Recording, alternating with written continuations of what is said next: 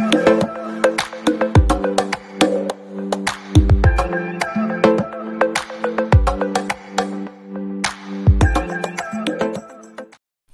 Friends, आपका स्वागत है हमारे आज की वीडियो में। तो जैसा कि मैंने आपको पहले ही बताया था कि हम न्यूमेरिकल करेंगे, तो स्टार्ट करते हैं हमारा पहला न्यूमेरिकल। पढ़िए, an electron has kinetic energy k, find its de Broglie wavelength. तो ब्रोगली वेवलेंथ का फॉर्मूला मैंने आपके लिए लिख दिया है, lambda is equal to h up by p and h upon में एम वी। अब आप सोच रहे होगे कि तो लैम्डा चलो ठीक है, वेवलेंथ है, ये मोमेंटम है, ये प्लांक कांस्टेंट है, भाई इसका एनर्जी से क्या रिलेशन है? सोचो थोड़ा, एनर्जी से क्या रिलेशन हो सकता है? भाई वेवलेंथ पूछ लिया, एनर्जी क्या होगी? तो सोचो, तो काइनेटिक एनर्जी पूछिए ना, तो काइनेटिक एनर्जी का फॉर्मूला लिखो यार पहले तो, हाफ एम वी स्क्वायर। कुछ कुछ बैठ रहेगा, इधर भी एम वी इधर भी एम वी है। कुछ सोचो, ऐसा करते हैं, इधर एम से मल्टीप्लाई कर देते हैं, इधर एम से डिवाइड कर देते हैं, तो देखो वो बन जा रहा है एम वी स्क्वायर हो गया, मतलब पी मोमेंटम यानी पी स्क्वायर बाई 2m। ये लिख सकते हैं काइनेटिक एनर्जी की जगह पे, है कि नहीं? काइनेटिक एनर्जी की जगह लिख सकते हैं ना पी स्क्वायर बाई 2m। तो हमें क्या चाहिए? हमें p की वैल्यू रखनी है, तो p निकाल लो इधर से, p is equal to under root 2m के ई काइनेटिक एनर्जी। यही होगा ना यार, इसको ले जाके डाल दो इसमें, खत्म। Lambda is equal to h upon में अंडर रूट 2m के ई। ये मैंने एक तरह से न्यूमेरिकली बताया, लेकिन ये फॉर्मूला भी है, ये आपको याद रखना है, ठीक? कि काइनेटिक एनर्जी के फॉर्म में जब हमें लेमडा पूछे तो एच अपॉन में अंडर रूट 2m के। नहीं याद है तो आप ऐसे भी कर सकते हो, कोई दिक्कत नहीं है, ठीक? तो ये हुआ हमारा पहला क्वेश्चन, तो वो छोटू सा था। दूसरा देखते थोड़ा मजा आएगा उसमें। तो फ्रेंड्स पढ़िए question, if the kinetic energy of an electron increases by 44%, find the percent change in its de Broglie wavelength. मतलब कि जैसे काइनेटिक एनर्जी किसी इलेक्ट्रॉन की वो 44% बढ़ गई, ठीक? तो हमें फाइंड करना है उसकी वेवलेंथ में क्या फर्क, मतलब उसकी वेवलेंथ कितनी चेंज होगी, हमें वो फाइंड करना है, ठीक? तो कैसे करेंगे? तो जैसा कि मैंने आपको बताया, काइनेटिक एनर्जी चेंज हो रही है, तो फॉर्मूला क्या लगा सकते हैं? लेमडा इज इक्वल टू क्या? एच अपॉन में अंडर रूट 2m के ई काइनेटिक एनर्जी। मेन तो यही है, याद है ना, एच अपॉन में p, lambda is equal to h upon में पी। हमें मेन वही याद रखना, लेकिन आप यहाँ पे ये लगाइए। अब क्या है, मान लो जैसे क्या बोल रहा है कि इलेक्ट्रॉन इंक्रीजेस बाय 44%, मतलब 44% बढ़ रही है। तो स्टार्टिंग में क्या होगी? मान लो के आई, के इनिशियल क्या हो 100 थी हमने माना, तो के फाइनल क्या हुई 144। तभी ना इसका डिफरेंस, यानी इसका जो चेंज है 44% आएगा। परसेंट में ही है, मान लो पहले 100% थी, फिर के फाइनल क्या हो गई 144%, ऐसी हो गई। समझ में आ रहा है ना मैं क्या बोल रहा हूँ? 44% इंक्रीज हुई है काइनेटिक एनर्जी, मतलब स्टार्टिंग में कितनी थी 100, तो बाद में कितनी हो गई 144। ऐसे हम लेमडा ही निकाल लेते हैं। लेमडा आई क्या होगा? एच अपॉन में अंडर रूट 2m के। काइनेटिक एनर्जी स्टार्टिंग के लिए आई है ना, मतलब इनिशियल, तो स्टार्टिंग में क्या है 100, तो 100 कर दिया मल्टीप्लाई, और फाइनल निकालते हैं एच अपॉन में अंडर रूट 2m 144, ठीक?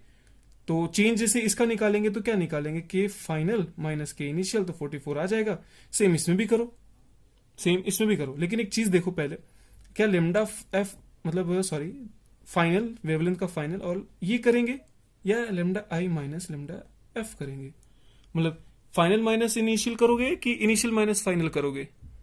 तो आप तो बोलोगे कि सर जैसा इसमें किया, के फाइनल माइनस के इनिशियल, क्योंकि बड़ा था ये छोटा था, इसमें स्टार्टिंग में 100 था, बाद में 144 हो गया, इसलिए इधर के एफ माइनस क्या ही किया। लेकिन इधर लिखा हुआ है, याद है, ये इसलिए नहीं किया कि ये के फाइनल माइनस के इनिशियल, इसलिए किया कि यहाँ लिखा हुआ इंक्रीजेस बाय। उसने बोला है कि स्टार्टिंग में 100 था, बाद में 144 हुआ, मतलब इंक्रीज हुआ है 44%, इसलिए मैंने के एफ माइनस क्या लिया। यहाँ पे ऐसा कुछ नहीं लिखा है कि वेवलेंथ डिक्रीज हो रहा है कि इंक्रीज हो रहा है। तो हम नहीं, अभी तो मैं ये भी नहीं बोल सकता कि पहले ये लेंगे, मतलब फाइनल माइनस इनिशियल करेंगे कि इनिशियल माइनस फाइनल करेंगे, इसलिए कंफ्यूज नहीं हो। यहाँ पे मैंने इसलिए लिया क्योंकि हमें मालूम था इंक्रीज हो रहा है, तो फाइनल बड़ा था, इसलिए हमने बड़ा माइनस छोटा लिया, है ना? यहाँ हमें मालूम नहीं कौन सा बड़ा है कौन सा छोटा। तो एक बार आप देखिए, किसी की डिवाइड में 144 है, किसी की डिवाइड में 100 है, बड़ा कौन है छोटा कौन है? पता ही चल गया ये बड़ा है यार, है ना? आप एक को जब 100 से भाग दोगे तब तो 0.01 आएगा, 0.01, और जब एक को 144 से भाग दोगे तो इससे भी कम आएगा। समझ में आ रहा ना? समझ गए हो यार, ये तो बच्चों वाली चीज है, ठीक? कि इसके डिवाइड में 144 है, मतलब ये छोटे ही है और ये बड़ी है, तो हम क्या लिखेंगे? Lambda I minus lambda F, मतलब इनिशियल माइनस फाइनल। इसका मतलब क्या? वेवलेंथ डिक्रीज होगी, वेवलेंथ जो है वो हमारी डिक्रीज होगी। समझ में आया ना क्यों डिक्रीज हो रही है? क्योंकि यहाँ पे काइनेटिक एनर्जी इंक्रीज हो रही थी, इसलिए के आई छोटा था, के एफ बड़ा था। लेकिन हम यहाँ देख रहे हैं, हम जब वही वैल्यू सेम इधर रख रहे हैं काइनेटिक एनर्जी वाली, तो क्या हो रहा है, ये वैल्यू छोटी हो जा रही है, ये वैल्यू बड़ी हो जा रही है। वैसे भी मैंने आपको एनर्जी और लेमडा के बीच का रिलेशन बताया था, याद है?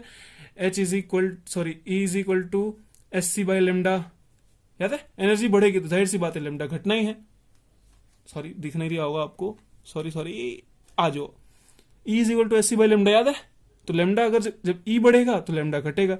इधर भी वही, जब जैसे देखिए स्टार्टिंग में 100 था तो ये कम था, तो इसके लिए लेमडा ज्यादा आया हमारा। वो समझ में आ गया होगा यार आपको, मैं इतना क्यों गहराइयों में जा रहा हूँ।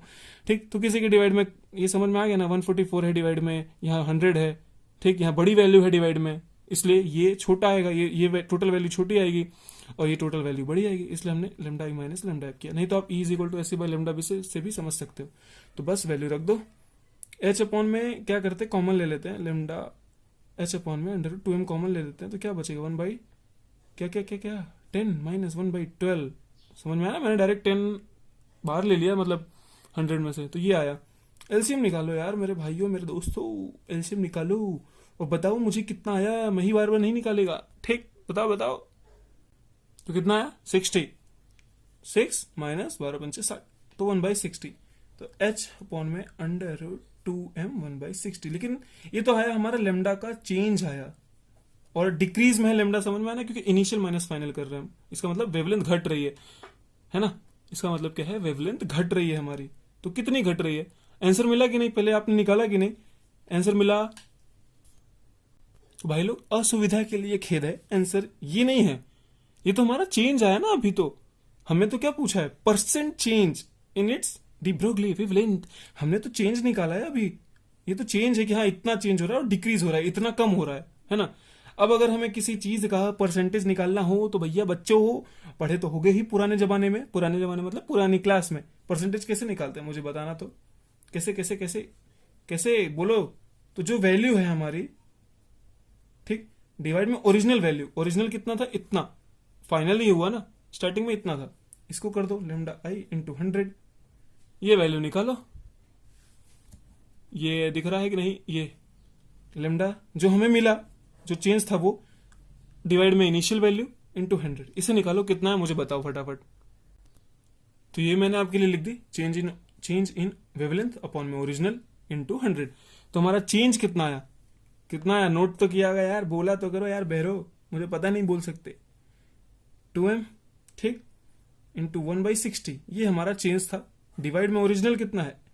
1 है कि H है? H है ना? H अपॉन में अंडर 2m, 100 ही होगा, इनिशियल था, इंटू 100। होके ना है? अब H upon under root 2m, H upon under root 2m निकल गया।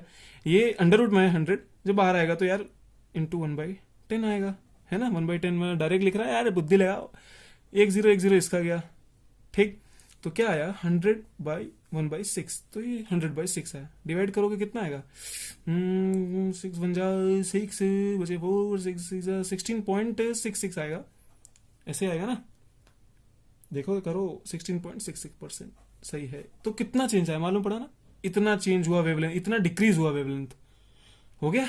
वीडियो बड़ा तो नहीं है, इतने में तो आप समझ गए होंगे। तो भैया अगले वाले में हम देखेंगे हाइजेनबर्ग की अनिश्चितता का सिद्धांत। हिंदी में बोलते हैं इसे, इंग्लिश में बाद में बताऊंगा मेरे को भी देखना पड़ेगा